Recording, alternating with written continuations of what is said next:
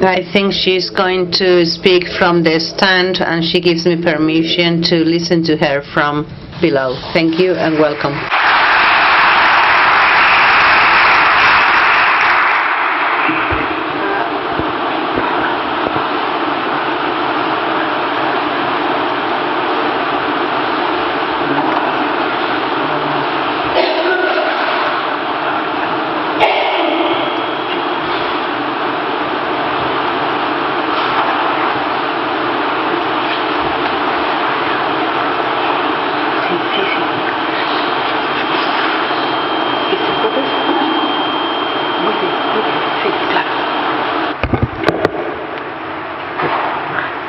Buenos días.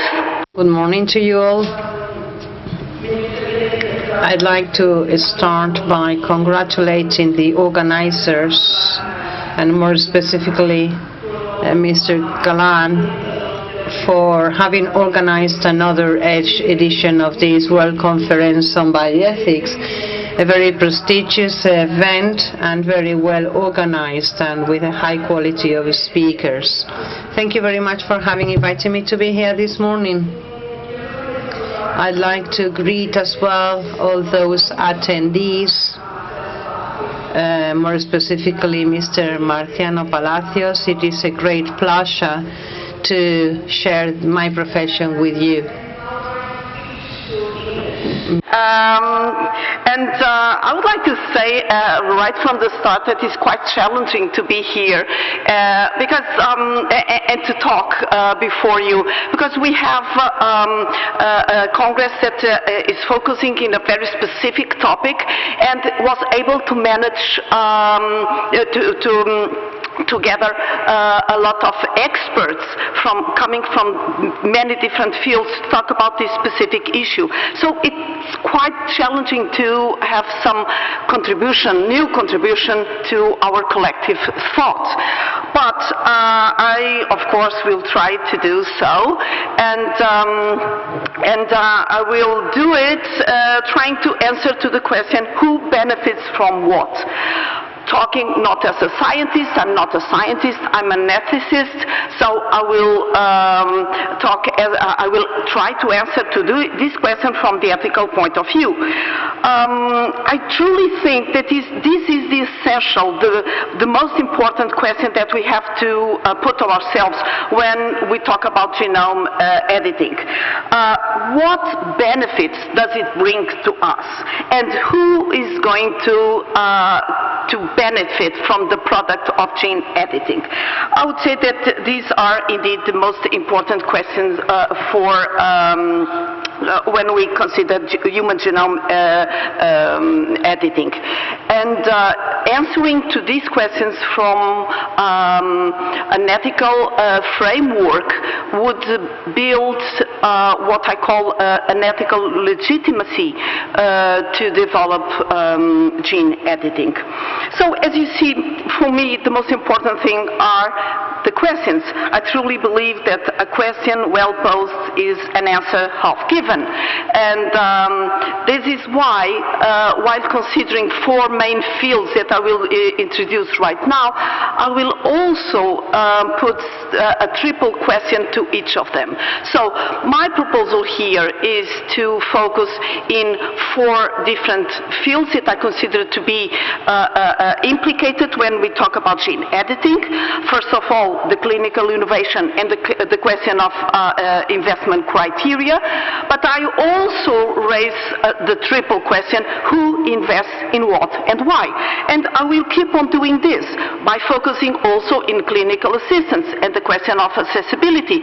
Here comes another triple question. And social intervention, the question of human enhancement, another triple question. I don't need to read, of course, because you can see it clearly. And the fourth point, legal intervention, and the question of authority, and the triple question would be, who regulates what and how? So this is how my proposal to you during the next 25 minutes. Let's start from the very beginning, that is the clinical innovation and the question of investment criteria. And here I would like to start from a broader view, talking about clinical innovation. I'm sorry. And clinical innovation, I would say, is not an ethical issue in itself. Because we know that it is the only way for scientific development. It is the best way to find new, more effective means of treating existing and emerging diseases, to find more effective solutions to improve the health and the well-being of many people. So it's not a question in itself, but it does, I would rather say that is an ethical imperative. But it does, well, but I would say that it does raise a lot of ethical problems, a lot of ethical questions. The most important ones are affordable prices and fair distribution of benefits. Well, we could say prices do tend to decrease due to negotiating power of states that have national health systems. Yes, it's true, but not all the countries have national health systems, and even those that have, most of them do not have negotiating power to lower the price. So, yes, but it's not really very effective to lower the price. We could also say that time goes by and the volume of sales go higher, and that will make also prices go down. But how do we take care of people? How do we guarantee their access to medical innovation while the prices are prohibitive? How can we reduce the time between the emergence of innovation and its affordability? How to bring the costs down? I would say that it's urgent to change the criteria for calculating the price. And we are already seeing this shift, not to pay the price of research, but to pay the price of the value, the impact for healthcare. And we are seeing that already. The question would be, what value does it bring to health, and to pay for that value and not for the cost of research. And even recently, we see that some pharmaceuticals sell a specific product at a specific price, evaluating the price according to the good impact on health of that product. And when this expectation is not fulfilled, there's a place also to refund. So things are changing, and that is indeed good. When we talk about gene editing technologies, the question of costs of affordability is still there. So genome editing is no exception to the logic of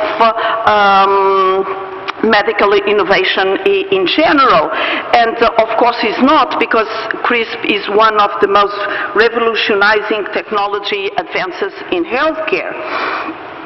We could say that, well, it's simple in its execution, in its most basic execution. We know that many life science labs in different research centers and academia do have the skills and the equipment to use CRISP.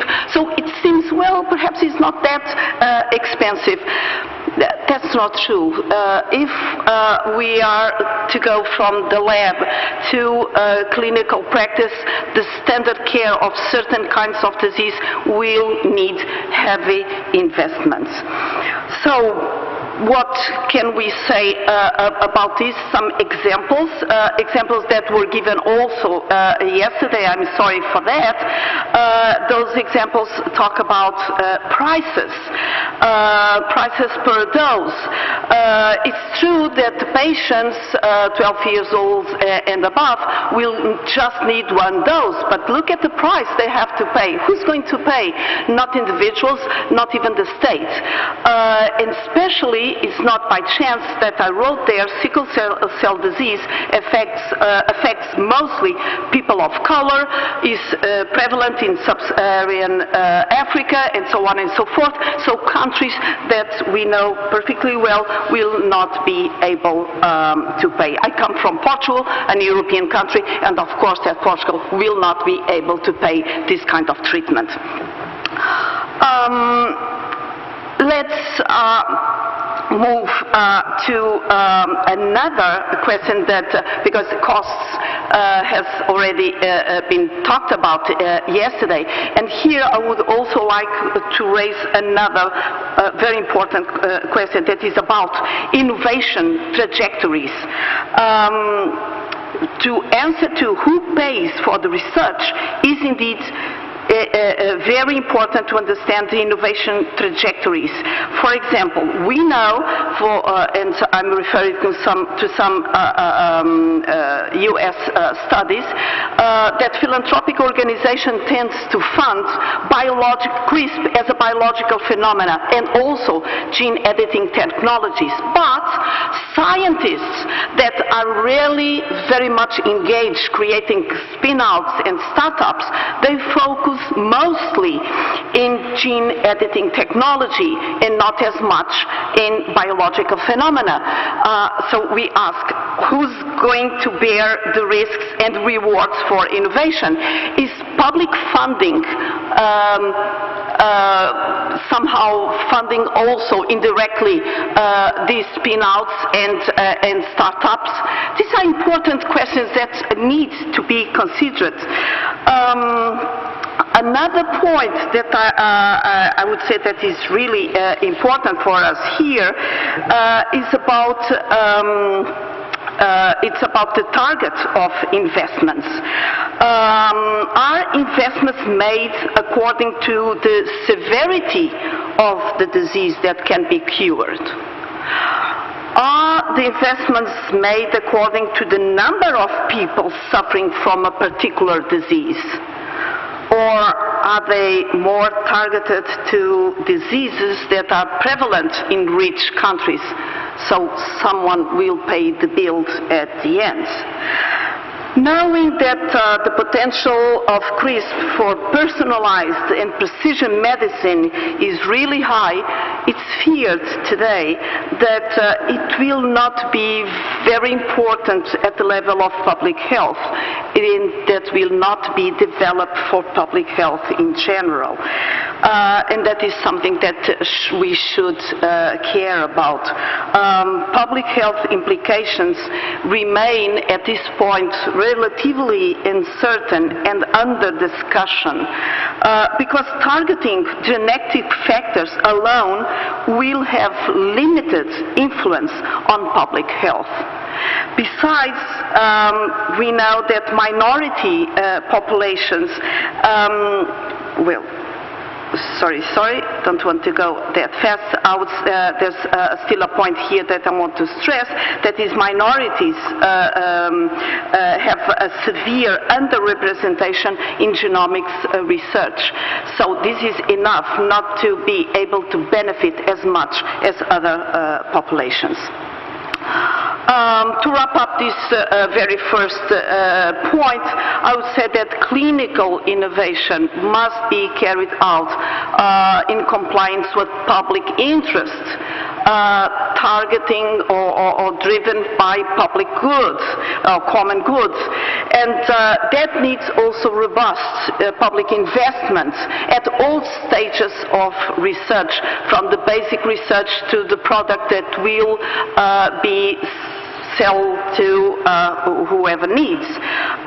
Research should be guided by primarily clinical criteria. not by profit, let's say, with a focus in healthcare needs for society and not targeting people or diseases of people that can pay or countries that can pay. And the equitable distribution of benefits according to the needs that are identified.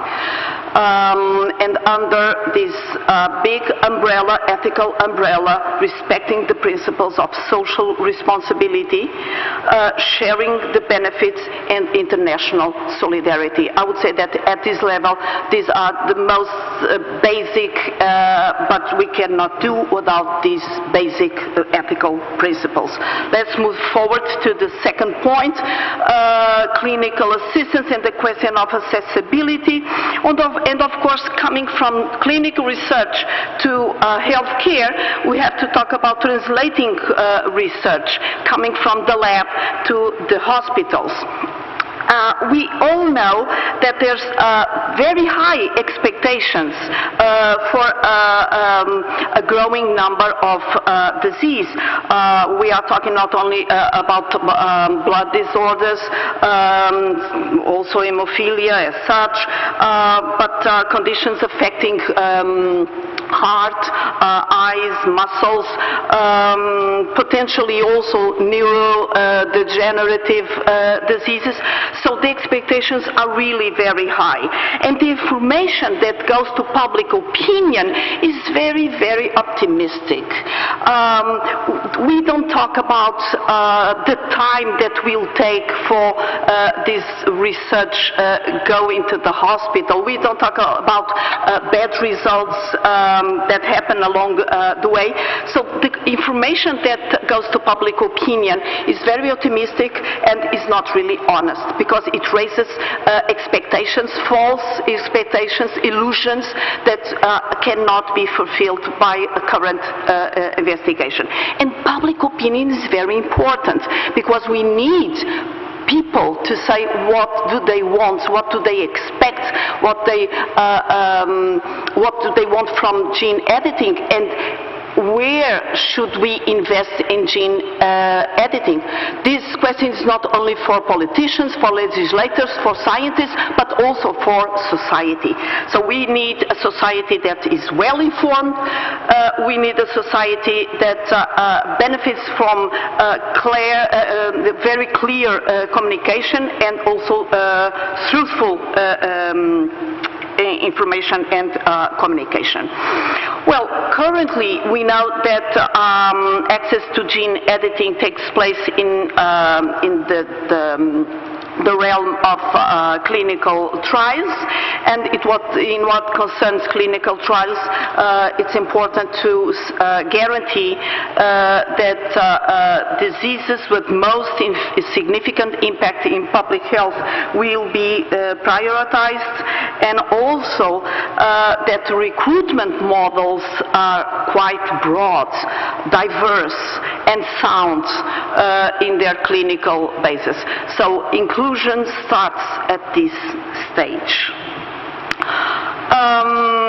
Moving to advanced gene therapies, there are also here many important points to consider, and I selected at the somatic level, what kind of therapies are we selecting to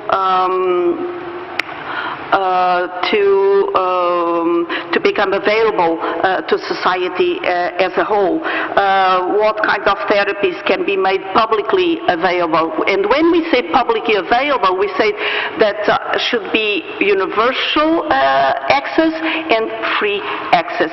So this is not an easy question to answer. The other one is what benefits, what patients can benefit from these new technologies. Of course that we are going to to say those that from the clinical criteria are in such a situation that will benefit the most. But we all know that there are also social criteria to be added. Look at, for instance, transplantation lists. Clinical criteria is the basic one, but there are also social criteria that are added and establish the list of people in those that are candidates for transplant. The same happens here. We are going also to have social criteria such as age, gender, even level of education. Will they be able to understand what kind of procedure is at stake to sign an informed consent? At the terminal level, and since we are just talking about therapeutic purposes, the only thing that really makes sense is the eradication of diseases. But at this level also, it would just make sense under a kind of action plan, universal action plan promoted by an international entity such as the WHO. Because otherwise we cannot really talk about the eradication of diseases. The availability of new therapies don't change the clinical reality of those that don't have access, but they do change their social reality. What do I mean by this? If there are people in need for what gene therapy will answer to, if no one has access because there's no way to cure their disease, they are at the clinical level in the same boat. No one can be cured. But if all of a sudden there's a cure for some of them, because just some of them will have access to that, although the others that do not have access to new technologies are in the same clinical situation, they become at the social level victims of injustice. And this is something that we have to watch out when we talk about gene therapy.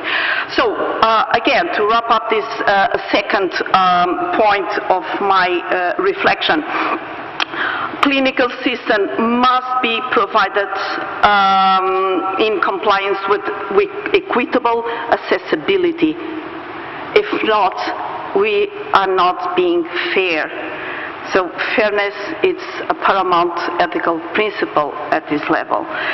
Only broad access to new technologies, taking into consideration the diversity of populations, both at the clinical trials and standard treatment stages, can guarantee what? Beneficence and the promotion of public health, non-discrimination and social justice, and once again the widest umbrella of ethical principles, equitable distribution of benefits, gratuity, and trying to achieve the greatest good for the greatest number of people. Moving very quickly to my third point, that is about social intervention and the question of human enhancement. Well, clinical innovation, we would say, is targeted to therapeutic purposes, not social ones. But we know from experience, this is not what happens. The leitmotif, the reason for medical innovation is always therapeutical purposes. But what happens is that when we have already this new technology, social uses are made. An example here would be reproductive technologies that were created to treat infertility. But today, they are an alternative way to have children. For instance, postmenopausal women, gays and lesbians. So it's a social use of new technologies. The same will happen for sure with gene editing. And of course, the main social use of gene editing is obviously enhancement. But is it easy to understand what enhancement is? Is just to alter what is normal? I have here a couple of definitions, many different, 3 definitions that are quite different. I intended to read them, but because of the time, I will not read. Please trust me, there are so many different definitions about what is normal, what is enhancement. So it's not really very easy to know exactly what are we talking about. Is normal just the average? Is normal just what nature has prescribed? What is indeed normal? And also, is it possible to draw a very clear line between therapy, prevention, and enhancement? Or, as most people would say, the line is quite blurred. And if it is so, it means that enhancement can be done, can be performed under a preventive or therapeutic procedure, because the line is not very clear between these different, that we would consider different fields. Talking about enhancement, of course, that we have to refer to what is non-heritable and heritable enhancements. And some people, this is quite interesting, some people ask if there is really a distinction between both of them. But just writing a couple of lines, as I did here, is quite obvious that they are different. In somatic gene editing, it affects only a singular person, we know that, but most important, is covered by autonomy and protected by informed consent. And it's also important to know that measures to rebalance asymmetries that can create, those measures can be in place. But if we talk about heritable gene editing, beyond the fact that it affects future generations, it does require a specific mandate. Who is allowed, under which criteria, to change the next generation? I mean, we are very arrogant about that. We can say, well, but only if we are talking about eradication of diseases. Okay, it seems reasonable, but there are so many errors that can be passed to the next generation. And besides, are we totally sure that we know exactly what is a disease? For instance, and just one example, the deaf community, many members of the deaf community do not want to have an cochlear implant, because they consider that deafness is not really a disease, but is a culture, is a way of being. So again, are we totally sure that we know how to proceed in this field? Public narratives and official deliberations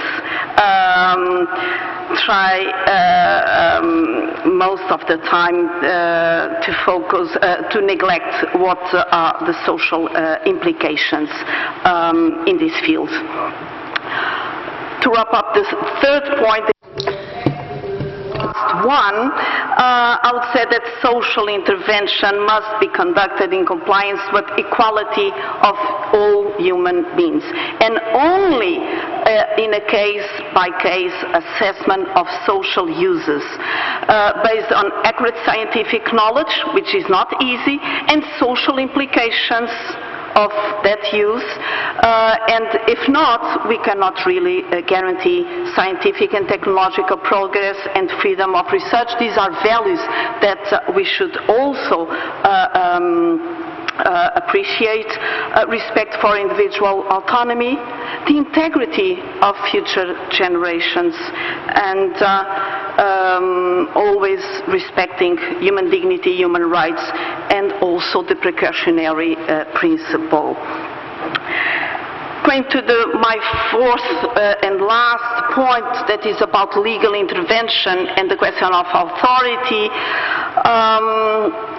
CRISP requires regulation, and it does require regulation because it's quite easy to be carried out in an uncontrolled environment, because it has huge economic and financial issues associated, and also because of the strong impacts on people and on humanity. So it does require appropriate regulation. What do I mean by appropriate regulation? Appropriate means that it should not hinder scientific development, but at the same time should be driven by common goods and the protection of those that are most vulnerable. For somatic gene editing, we have, it's covered in Europe by clinical trials regulation, and I would say there's enough, it's sufficient, the regulatory mechanisms that we have at this stage. But it doesn't mean that we don't have questions also here, because, for instance, we have the European Union that approved the first medicine to gene editing,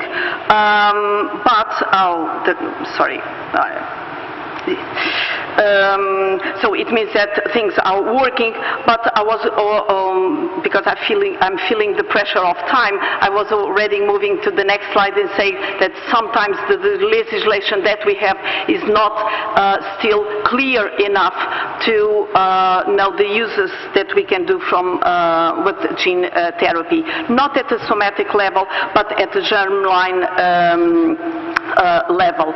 And here we could say that it is already regulated in many different geographic contexts, but there are many other places where the law is totally absent.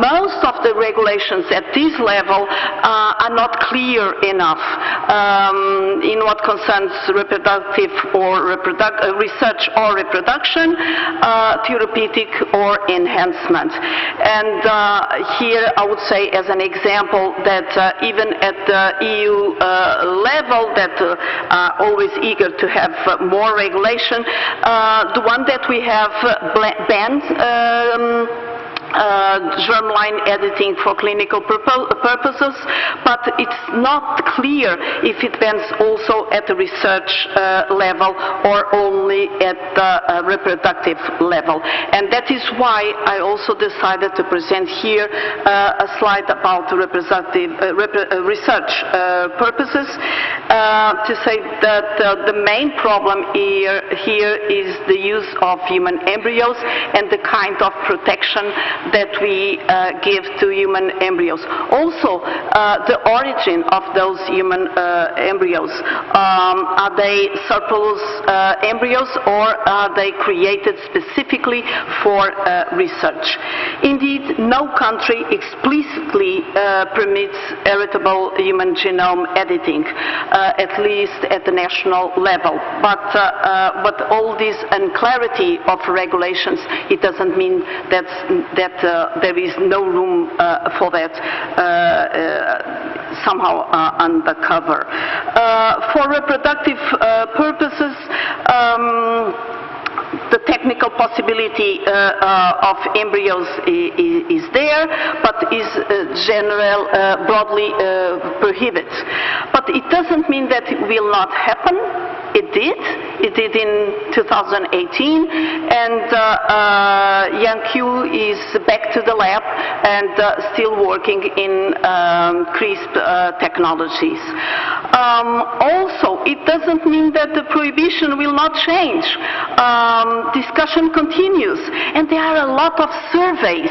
This is very interesting, the surveys, because these surveys try to see what public opinion thinks about it. If public opinion does not receive accurate information, it will tend to see gene editing as the magic solution for all the diseases, and in the surveys will tend to vote for more finance for all kinds of gene editing. Here I'm really coming back, going to the end, talking about heteroregulation, but also involving self-regulation. Scientists are also important for regulation, and I hope to have the opportunity to explain that later.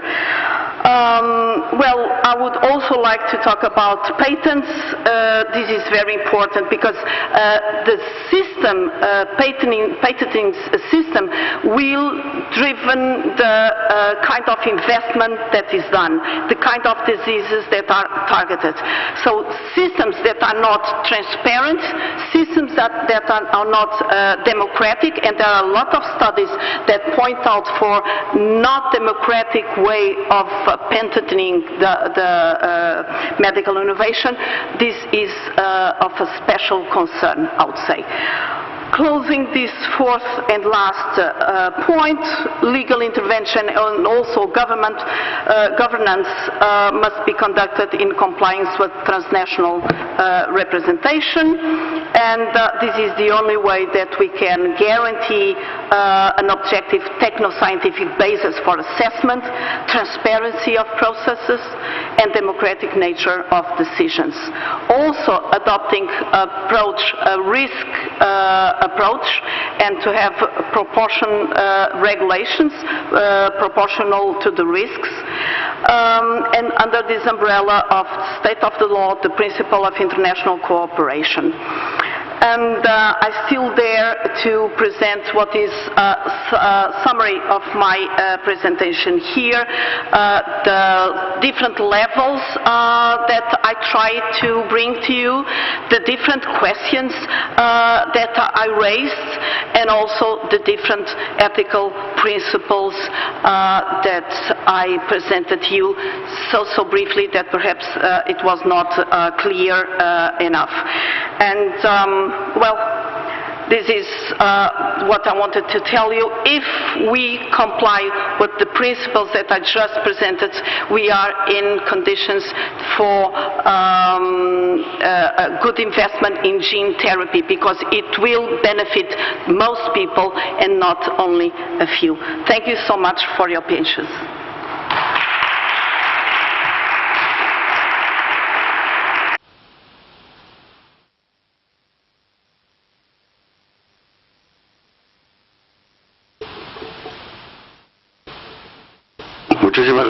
Thank you very much for this interesting and important dissertation, Professor Patrão. Now we're having an open debate and a deliberation of what she just said, and you probably have the opportunity to complete what you didn't have the time to say. So I hope you have questions. Pablo González, thank you and congratulations for your presentation. So you were talking in point 3 that the application of genetic genome editing must be respectful of human rights and human dignity. But some people think that human dignity means human species dignity. But when we talk about an impact on the human dignity, we might be overriding the dignity of some human beings. So I want to know whether you meant human dignity in general or in human species.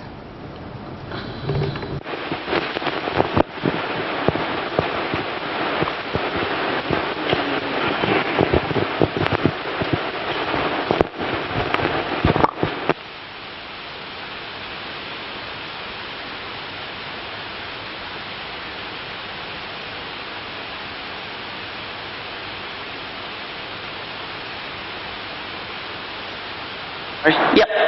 I was asking, should I speak in English or Portugal? But, well, I'll speak in English then.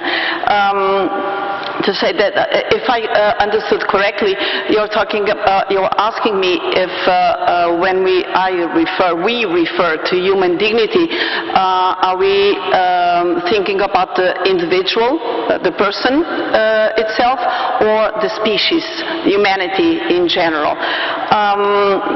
Listen, when we talk about human dignity, this is always an individual concept, because human dignity is about the unconditional value of each of us.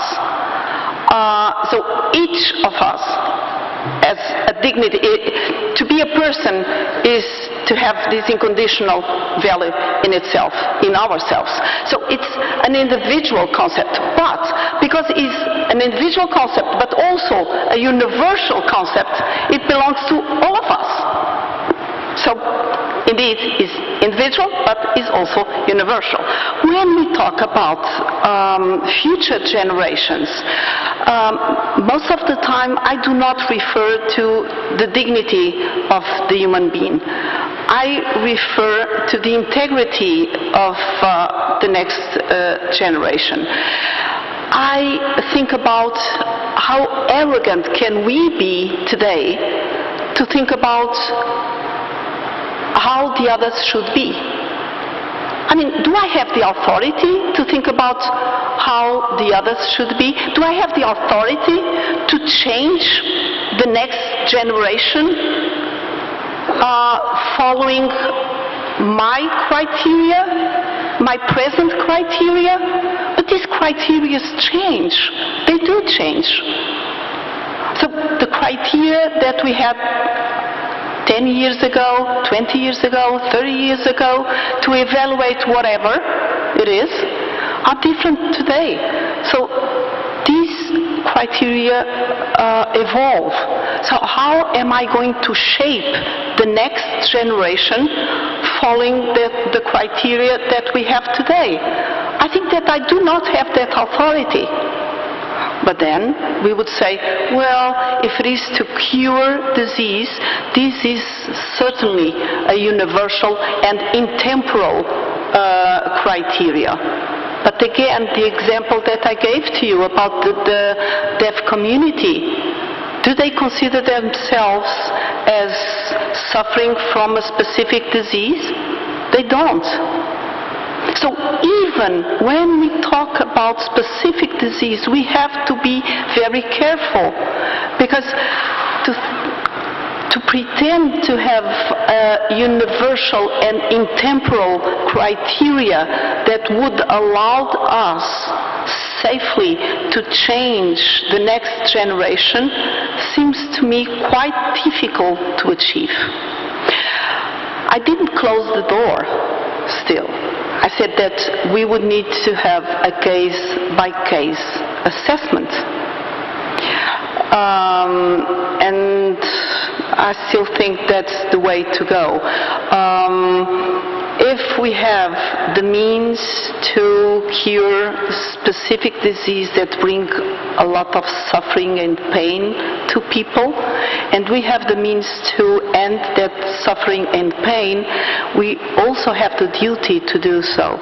This is crystal clear for individuals that are here today, that are living individuals. This is crystal clear for somatic gene therapy. But it's quite messy when we talk about germline gene editing. ¿Alguna intervención más? Any more questions? Yes, hello? Here. Good morning and thank you. I have a remark about the economic aspect of our clinical innovation. For everyone, of course, health is the most important asset, and it's only natural that when a new innovation or cure exists, we all want to have it available for most of us. But inevitably, innovation follows the economic rules of any activity. For example, in the automotive industry, many standard features of any car, for example ABS or cruise control, that are now standard and generalized were only available 20 years ago for luxury cars. Nobody said that the automotive industry was unethical. And with time, those innovations reached the rest of the population. So my question is whether, or to what extent, we can force the economy of an innovation for ethical reasons, or what is the reasonable span for that information to reach the general population? A very important question, but somehow by putting the question you gave me already the answer, because you said to force too much. Well, not to force too much, because the market has to be dynamic, so not to force too much. Try to have a balance. The other comment that you did, and that helps me also with the answer, is comparing health to a car. And I would not follow you that far, not even in a speedy car, because to have a car or to have a house, well, a house is different, but to have a car is different from a health product. And we have to establish that difference. It's not an object that we are looking for.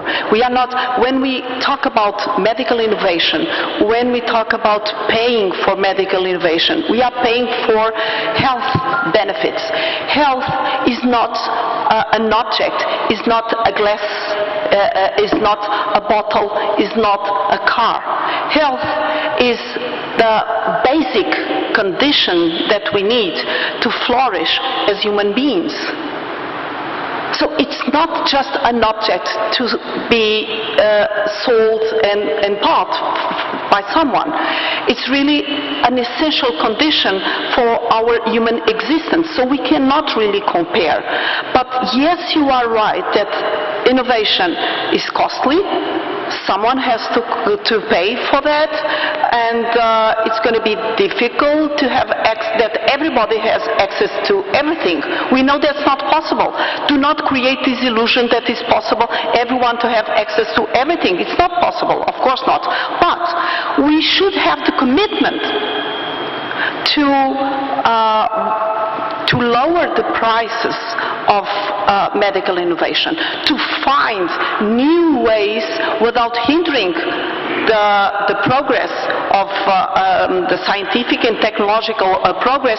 We should find different ways to promote accessibility, a wider accessibility to those benefits. And I think that way is, we see some important steps in these late years. I talked about two of them.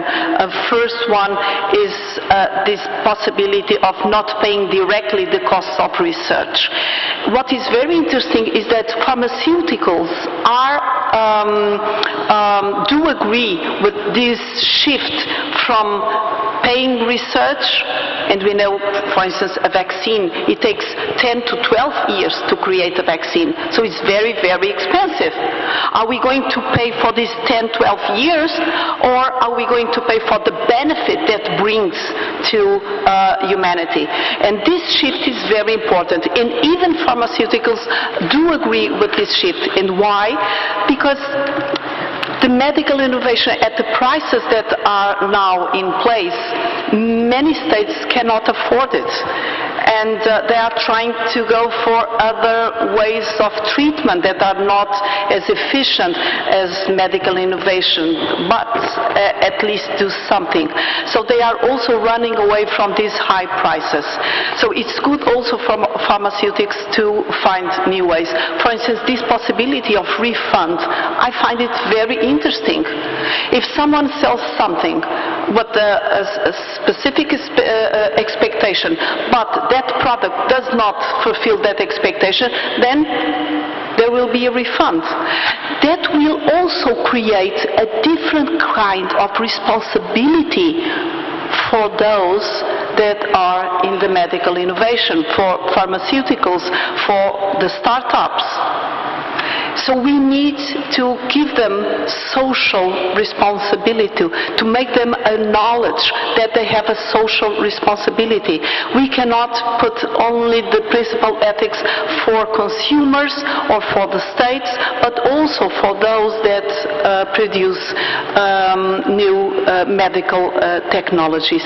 So I would say that we need to have a balance between the investment in scientific and technological innovation, to pay for it not only by private but also public investment, because by public investment there's also an obligation of fair distribution of the benefits. And at the same time, as you say, it will be always impossible that everybody has everything, but if we are committed to the principle of social solidarity, we will constantly give steps forward.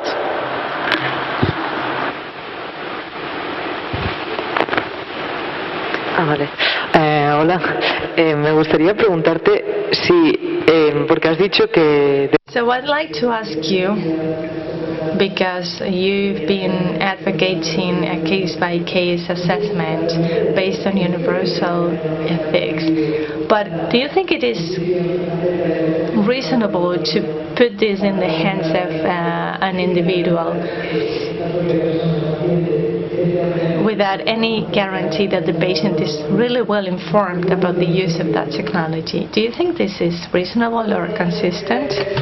Saying if we consider that that specific person is not well informed, it is our duty to provide the right information in the right form of the communication to make her understand. When a child asks, when she's 3 years old, and she asks, where do babies come from? Parents are able to answer to that child in a specific way, in such a way that she understands. So there's always a way to communicate. There's always a way to deliver information to that specific person. But the effort must be ours. We that have the information, we have to cross the bridge and reach the person and explain in words in such a way that she understands. I do not accept that someone among us will not be able to give informed consent. It's our duty to raise the right conditions for that person to understand. Se termina ya por razones de tiempo. Well, we don't have more time because we have to be respectful of every speaker in the conference, but we sincerely thank Professor Patrão for being here today. I hope this will not be the last time. Thank you.